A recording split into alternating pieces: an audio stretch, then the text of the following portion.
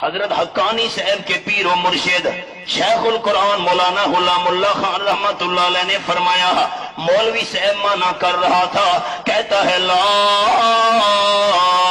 الہ، سورج الہ نہیں، چاند الہ نہیں، ستارے الہ نہیں، الہ صرف اللہ کریم ہے۔ شیخ القرآن رحمت اللہ علیہ نے گرج کے فرمایا، ملا یہ کیا مانا کر رہا ہے، کھول کے مسئلہ بیان کر۔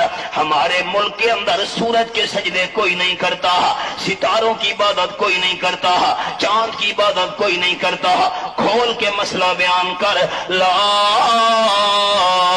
الہ، سید والا شباز قلندر الہ نہیں، الہ آپ ڈر گئے، جمعیت کے غیور مسلمانوں آپ ڈر گئے، شباز قلندر الہ، اونچا الہ، کوئی کچھ نہیں کر سکتا، شباز قلندر الہ نہیں۔ سندھ میں یہ معنی کرنا پڑے گا اور پنجاب میں کہنا پڑے گا لا